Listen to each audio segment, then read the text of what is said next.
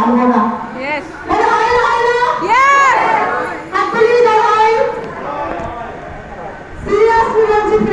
আমারও হতো, আমারও মনে হয়েছিল থাক দরকার নেই ব্যবসাটা, বেশ হচ্ছে না ঠিকঠাক। লোকের কাছে যাচ্ছি, লোকে না বলে, লোকের কাছে গিয়ে বসছি, লোকে তোলে না, লোকের কাছে যাচ্ছি, লোকে এমন ভাব দেখাচ্ছে মনে হচ্ছে কি না কি করছি, তাই না? তাই না ফ্রেন্ডস? আমি বলছি, আমি ওখান থেকে উঠে আসা এবং নেগেটিভ প্রায় হয়ে যাওয়া একটা মানুষ যদি আমি মিলেনিয়ার হতে পারি, আমি একটা 9 লাখ টাকার গাড়ি বুক করতে পারি, আপনারাও পারবেন। আপনারাও পারবেন। শুধু একটা জিনিস করেছিলাম, মনের মধ্যে ভাবনাটা ছিল খুব কষ্ট, হয়তো হবে না, কিন্তু রেগুলার কাজ করে গেছিলাম। এইটাই আমার সাকসেসের একটা জার্নির একটা রহস্য। আমার মনে হয়েছিল হয়তো আমি পারবো না, কিন্তু আমি কাজ চালিয়ে গিয়েছিলাম। কারণ আইডিয়া ফিল্ডারির বইটা পড়ে আমি একটা জিনিস শিখেছিলাম, যে একজন বলেছিল 300টা প্রকল্প সে দেখাবে, 300টা জয়েনিং প্রোগ্রাম সে করবে, এবং ততক্ষণ পর্যন্ত উনি বন্ধ করবে না যতক্ষণ ওই 300টা শেষ না হচ্ছে। 100টা করার পরে ওনার কাছে কেউ অবশিষ্ট থাকলো না। তাহলে আমরাও যদি 100টা প্রোগ্রাম কন্টিনিউ করা হয়ে গেছে, যদি কেউ না থাকে আপনারা ঘাবড়াবেন না। 200টা হওয়ার পরে 20 জন মাত্র ওই ব্যবসায়ী টিকে ছিল। আইডিয়া ফিল্ডারি বইটা থেকে আমি পড়েছিলাম, এবং তৃতীয় বছর মানে 300টা প্রকল্প দেখানোর পরে উনি প্রথম শ্রেণীর দলপতি হয়েছিলেন, মানে উনি সাকসেস পেয়েছিলেন। উনি মিলেনিয়ারের কাছে দৌড়ে গিয়েছিলেন, বই শিখিয়েছি। তাই প্রত্যেককে বলবো, আইডিয়া ফিল্ডারি বইটা কিন্তু লিডার্স অফ দ্য ফিল্ড, লিডার্সরা যা ফিল্ডে অনুসরণ করে যা বুঝেছে সেটা দিয়েই ওনারা ওদের কথাগুলো লিখেছে। একটা কোনো লিডার্স না, কিন্তু অনেকগুলো লিডার্স। আমি যখন ভেঙে পড়েছিলাম, দেবাশিস স্যারকে ফোন করে বলেছিলাম হয়তো আমার দ্বারা সম্ভব না, কারণ 2023-এ আমার ইনকাম ছিল 9,000 টাকা, 2023-এ আমার ইনকাম ছিল 9,000 টাকা, 2024-এ আমার ইনকাম 1 লাখ। ঠিক সেই টাইমটা দেবাশিস স্যার আমাকে বলেছিল আপনি বই পড়েন দিদি? আমি বলছি হ্যাঁ। উনি বুঝেছিলেন আমি মিথ্যা কথা বলেছি, কারণ বই পড়লে আমার মানসিকতা ওরকম হতো না। উনি বলছেন আপনি বইটা পড়েন, যদি বুঝতে না পারেন আমাকে বলবেন, আমি আপনার মানে বুঝিয়ে দেব। আমি সেদিন থেকে এবং তারপরে পড়িনি। তারপরে একদিন আমার আপলাইন নীলাম্ব রায় এবং সৌমদীপ রায়, পূর্ণিমা রায় চক্রবর্তীর জন্য একটা হাততালি দিই। একদিন দাদার ওখানে গিয়েছি, দেখছি নীলান্ত স্যার দাদা সামনে দাঁড়িয়ে, উনি দেখি বইয়ের পাতা খুলে বই পড়ছেন। উনি জানেন কিনা আমার মনে নেই। আমি গিয়ে বলছি যে দাদা আপনি বই পড়ছেন? উনি বইটা তখন পড়ছিলেন আসুন জিতুন, এই বই আসুন আর আমি জিতুন, এই বইটা উনি পড়ছেন। আমি মনে মনে ভাবছি ওখানে বসে উনি আমার সঙ্গে কথোপকথন করছেন, কিন্তু আমার মনে মনে ভাবনা আসছে আজকে উনি যথেষ্ট শিক্ষিত একটা মানুষ এবং 26-27 বছর নেটওয়ার্ক করে এসছে, ভালো একটা সফলতার জায়গায় উনি ছিলেন, অন্য নেটওয়ার্কেও মোটামুটি মোদিকের থেকে ভালো টাকা ইনকাম করেন। উনি তখন 50-এর উপর ইনকাম করেন, আমি তখন 6-7 হাজার টাকা ইনকাম করি। তাহলে আমার তো বুঝতে প্রয়োজন, আমাকে দেবাশিস স্যার বলছে বই পড়ান, সিদ্ধার্থ স্যার ফোন করে বলে বই পড়ুন, আর আমি শুধু লোকের পিছনেই ছুটে ছুটে বেড়াচ্ছি, আর লোক ধরে ধরেই বেড়াচ্ছি, আর লোক তো ধরা দেয় না। তাহলে আমাকে বইটাও মনে হয় পড়তে হবে। তারপর থেকে সিরিয়াসলি আমি রাত্রে 15 থেকে 20 মিনিট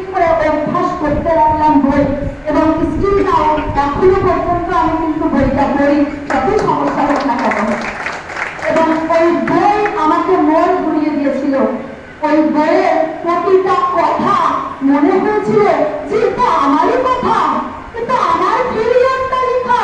তাহলে এই ফেলিয়ার থেকে এই জায়গায় যাওয়া সম্ভব যদি আমি এই কাজগুলো করি? তাহলে আমাকে সিস্টেম পরিবর্তন করতে হবে।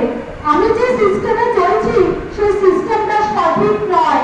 আমি রান্না করতাম, ঘর সংসার সামলাতাম, আর দুপুরবেলা করে বেরিয়ে লোকের কাছে গিয়ে বলতাম, আব্দুল পাব্দুল যা পারতাম বলতাম। সে বলতো প্রোডাক্টের দাম বেশি, আমি তাকে বোঝাতাম প্রোডাক্টের দাম। সে বলতো সময় নেই, আমি তাকে বোঝাতাম সময় নেই কেন, আমার তো সময় আছে, এক্সেট্রা এক্সেট্রা। সে বলতো টাকা নেই, আমি তাকে বলতাম এই যে টাকা নেই। কিন্তু যুক্তিযুক্ত কথা আমি বলতে পারতাম না। কিন্তু যেদিন থেকে বইয়ের ভাষা বলতে লাগলাম সেদিন থেকে বললাম ইয়েস, তাই তো, সত্যি তো সম্ভব। আজকে যেমন এক্সাম্পল একটা দিন, আগের আমি বলে আসছি একজনের কাছে গিয়ে, মানে গ্রুপ মিটিং এ, যদি অন্ধকার একটা রাস্তা দিয়ে আমরা যাই, সেখানে ল্যাম্পপোস্টে কোনো লাইট নেই, ল্যাম্পপোস্টে কোনো আলো নেই, আমরা নিশ্চয়ই একটা টর্চ ইউজ করবো না, করবো না? Yes. করবো? Yes or no? আচ্ছা, টর্চটা আমি ইউজ করলাম, আমরা কোন দিকে তাকাবো? কোন দিকে তাকাবো? আলো যেদিকে সেদিকে, আলো যেই দিকটা সেদিকে, কোথায়? আলোর দিকে। আচ্ছা, তাহলে আলোর দিকে তাকাবো, তাই তো? আচ্ছা, একদিকে হচ্ছে আলো, একদিকে হচ্ছে রাস্তা, তাই তো? তাহলে এটা হচ্ছে টর্চ লাইট। আমি এই আলোর দিকে তাকিয়ে রয়েছি, আমি আলোর দিকে তাকিয়ে রয়েছি। রাস্তায় যেটা আলো পড়ছে, কোথায় তাকাবো? রাস্তায় আলো। কোথায় তাকাবো? কোথায় তাকাবো? রাইট, রাস্তার দিকে তাকাবো, আলোর দিকে না। ফ্রেন্ডস, অনেকের প্রতিকারটা এইভাবে হয়, আলোর দিকে তাকিয়ে রয়েছে, এবং পরে বোঝাচ্ছে আলোটা কোনটা। এবারে আমি রাস্তার দিকে নিয়ে যাবো, টর্চ দেখবো না, টর্চ দেখবো না, কিন্তু তাই তো প্রিয়া, টর্চ দেখবো, টর্চ দেখবো না। তাহলে রাস্তার দিকে তাকাচ্ছি, ওটাই হচ্ছে আমার ফোকাস, আছে না? yes. ওটাই আমার ফোকাস। মেডিকেল করতে এসছি, ফোকাস কি? ইনকাম। মেডিকেল করতে এসছি, ফোকাস কি? Income. ইনকাম। কিন্তু কিছু কিছু মানুষ টর্চ লাইটের দিকে তাকায়, আর টর্চ লাইট হচ্ছে প্রোডাক্ট। প্রোডাক্টের দাম বেশি, প্রোডাক্ট করা যাবে না, প্রোডাক্ট থেকে তাকাতে হয়, টর্চ লাইটের দিকে তাকাচ্ছে। ওকে, প্রোডাক্ট এখানে তেলগুন ঝাল নেই কেন? প্রোডাক্ট আমাদের এখানে চলে না। তার মানে কেউ যদি অন্ধকার রাস্তায় যায়, সে টর্চের দিকে তাকাবে না কোন কোম্পানির টর্চ আর কতটা আলো দেয়, সে তাকাবে আমার রাস্তায় আলো করছে মানে ওই রাস্তাটা আমার ধরে যেতে হবে, এটাই ফোকাস। তাই যে মেডিকেল করতে এসছেন ফ্রেন্ড, তাকান, ফোকাস লক্ষ্যের দিকে। ইয়েস, আমি মোদি ক্যারিয়ার, আমি মিলেনিয়ার। আমি মোদি ক্যারিয়ার, আমি মিলেনিয়ার। যে টর্চই থাকুক না কেন, যে প্রোডাক্টই থাকুক না কেন, অন্যরা যদি মিলেনিয়ার হতে পারে, আই ক্যান। আমি নই কেন, আমিও পারি মিলেনিয়ার হতে। Yes or no? Yes. তাই প্রত্যেকে নিজেদের উপর কনফিডেন্স রাখুন এবং প্রত্যেকে প্রতিদিন কাজ করুন, কারণ কাজ এমন একটা জিনিস, হার্ডওয়ার্ক এমন একটা জিনিস, এ কিন্তু শিক্ষিত মানুষকে নাড়িয়ে দিতে পারে। কারণ আমরা দেখেছি যারা বিশাল শিক্ষিত শ্রেণীর মানুষ, তারা কিন্তু বিশাল কিছু করে ফেলেনি। Yes or no?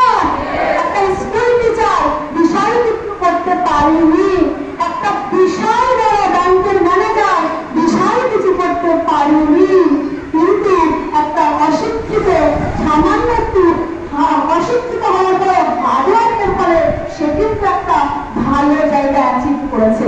Yes or no? তাই প্রত্যেকে নিজের প্রতি কনফিডেন্স রাখুন, প্রতিদিন রেগুলার কাজ করুন। আর যে মনে করছে যে আমি এই বিজনেসে লোকের কাছে যাচ্ছি কিন্তু লোক না বলে দিচ্ছে, লোক হ্যাঁ করছে না, প্লিজ এই বইটা কিনে পড়ুন। এই বইটা আপনাদেরকে বন্ধু তৈরি করতে সাহায্য করবে। আর এই ব্যবসায় বন্ধু না হলে কেউ ব্যবসা বাড়াতে পারবে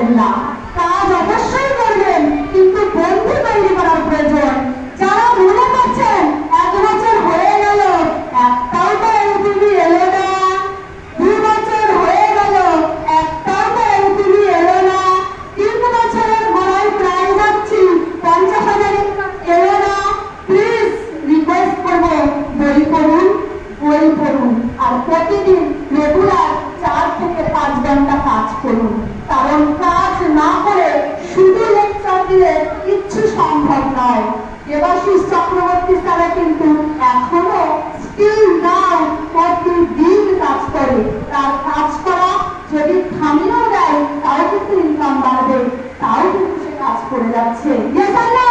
Yes. করবোটা কি কাজ? যাবো তো একটা লোকের বাড়ি, গিয়ে শুধু একটু গল্প করবো আর বলবো এখান থেকে সব পাওয়া যায়, তুমি ব্যবহার করো।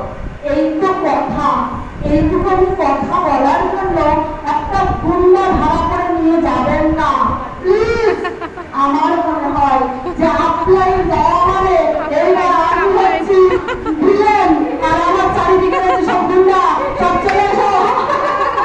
ভিলেনকে বাঁচানোর জন্য সব গুন্ডাগুলো মারপিট করা আরম্ভ করে দেয়। Yes or no? ওটা গুন্ডা ভাড়া করে নিয়ে যাবেন না প্লিজ, কারণ এখানে দাঁড়িয়ে রয়েছি আমি এই গুন্ডাগুলোকে ভাড়া করেছি।